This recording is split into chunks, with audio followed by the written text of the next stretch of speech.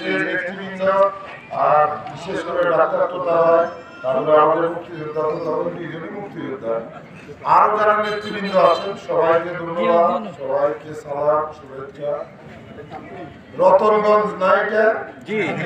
রতনপুর তো না, হ্যাঁ আজ থেকে 18 বছর আগে শুনছিলাম আমাদের বড় ভাই কয় লতিফ সিদ্দিকী সাহেব আপনাদের এমপি সাহেব একজন খলিফা কোন দল থেকে জানি দাঁড়াইছে, মতিন সাহেব বোধহয় নাম নাকি জানি না, সে বোধহয় এখানে নাই না বলছিল রতনপুর কোথায়, এই জন্য জিজ্ঞাসা করলাম আর কি। আসলে কালিয়াতির অলিগলি সখীপুরের অলিগলি বাসায় টাঙ্গাইল মুখস্থ, দীর্ঘদিনের রাজনীতির অভিজ্ঞতা চলাফেরা করেছে এবং কাজের কথায় আসে। আসলে এত কথা বলার দরকার নেই তো।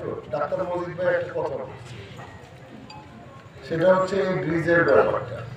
ব্রিজের ব্যাপারটা আমি ওইভাবে সঠিকভাবে জানি না, তবে একটা জিনিস আমি বলতে পারি, লতিফ ভাই ইলেকশনের আগে আমি ছিলাম তখন জানি যে একটা ব্যক্তি মালিকানাধীন জায়গার উপর যে সম্ভবত ব্রিজটা হচ্ছে সম্ভবত।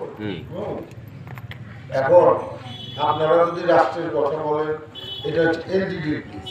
এলজিডি ব্রিজে একবারের কোনো নিয়ম নেই, আপনারা জানেন কিনা জানি না। আমি আগে চেয়ারে বসি, চেয়ারে বসে নিয়ে তারপরে আমি আপনাদের মাননীয় এমপি মহোদয়ের সাথে কথা বলে অবশ্যই এটাও প্রয়োজন।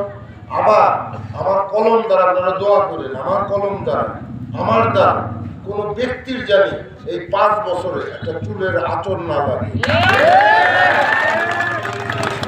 তারা যেখানে আমার মৃত্যু হয়, কারণ আমি এটা পারবো না, কারো ক্ষতি হয়ে যাবে এটা আমি করবোই না। কিন্তু গণমানুষের প্রয়োজন আমি জানি, আমি চেয়ারের মুরব্বী আছে, তাদের সাথে পরামর্শ করে একটা সিদ্ধান্তে তো আমাদের আসতেই হবে, তাই না?